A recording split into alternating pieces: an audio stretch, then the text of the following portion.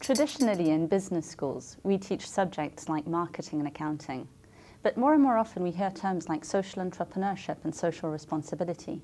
But what do these terms mean exactly? To tell us a little bit more today, we have Hans Voss, who is the co-director of INSEAD's Social Entrepreneurship Program. Thank you for being with us here on INSEAD Knowledge. Oh, thank you very much. It's a pleasure. So tell us a little bit more about what social entrepreneurship is exactly, and could you give us any examples? We use a fairly open definition of social entrepreneurship. For us, social entrepreneurs are people who use business practices and market principles and apply them in an effort to bring about social change. They often work at the base of the pyramid, using volumes, large numbers of customers or constituents to compensate for the low prices often or the low fees that they charge. In terms of examples, at this point our network has grown to about close to 300, so we have quite a few, but they range in everything from Friendship in Bangladesh, which is a floating hospital organization that provides primary and secondary health care services, to rural people who live on the islands in the rivers of Bangladesh, and they complement that with programs in education, in economic development, in microfinance, to organizations like Gram Vikas in India that works with communities to bring them fresh water, and has a very innovative financing structure that makes the water projects themselves sustainable. So what we're talking about then is not-for-profit companies that are self-sustainable, in fact, in some sense.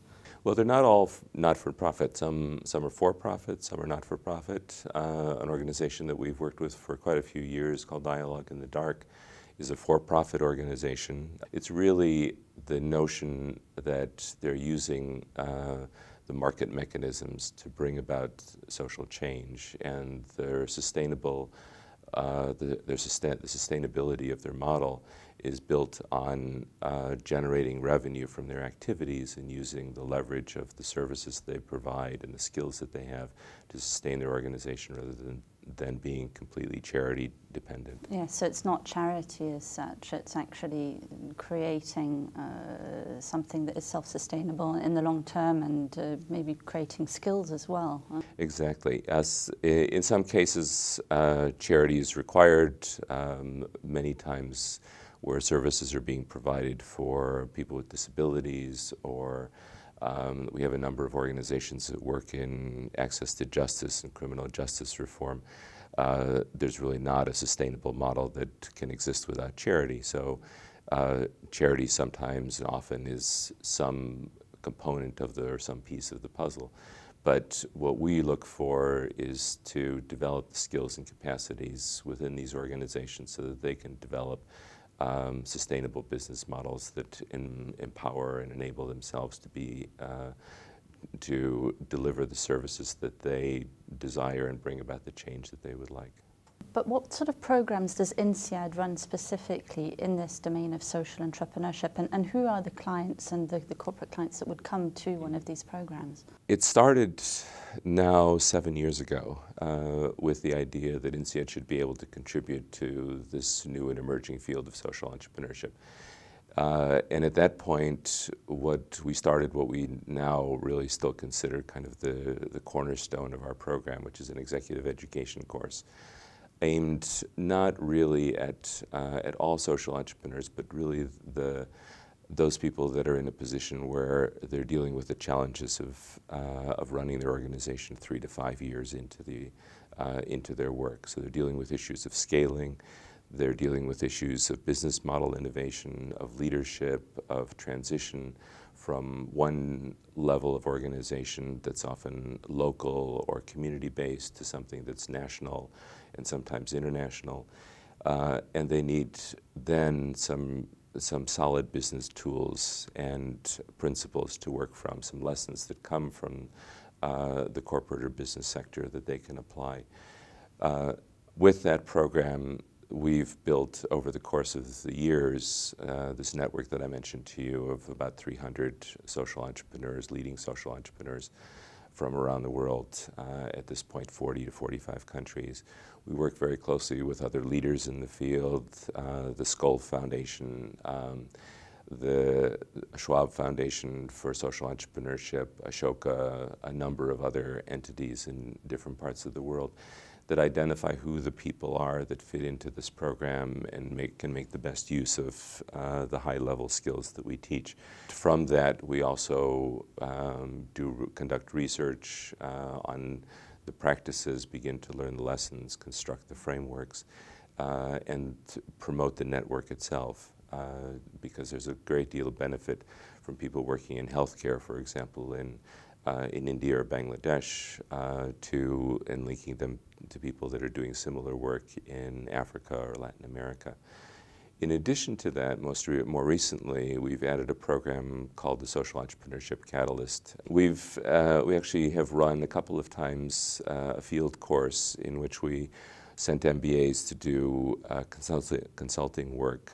We partnered with McKinsey in that course, and MBAs did financial analysis, did market analysis for some of these social enterprises, helped them structure and orient their organizations and their marketing plans more specifically to the audiences that they wanted to reach.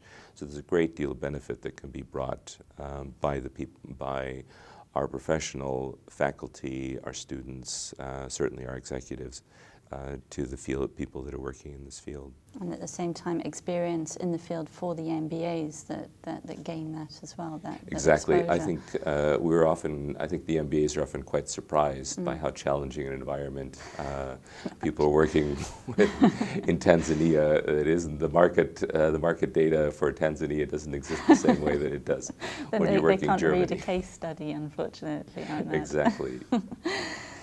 And actually, coming on to the MBA question, in a recent survey, INSEAD was classed amongst the top 5 MBA programs in ethics and corporate social responsibility. But within the executive education field, do we see a similar trend? Are executives asking for this sort of thing in the programs, not just in the social entrepreneurship, but in the big corporate companies that we work with? We've seen a dramatic increase in the interest in this field. I think the interest comes not only from people who individually are interested in this work, but they overall want to see that their companies, the people that they work with, the people who work for them, want to feel as though they're making a positive contribution to their communities and to their societies. And how social entrepreneurship fits into the work that large corporations do, or that financial institutions do, has seen an incredible progress and innovation in the last few years. We've just in the last 2 or 3 years, we've increasingly worked with companies like Lafarge, with Coca-Cola, with HSBC, with Danone, all of whom have built social enterprises or are looking at building social enterprises within their own organizations. So I think there's a great deal of interest in this, and there's an enormous amount of potential, especially in the area of scaling, because the opportunities to reach a much broader audience, to create a much greater impact, are substantially greater with larger organizations. Hans Veld, thank you very much for being with us here on INSEAD Knowledge. Thank you. It's been a pleasure.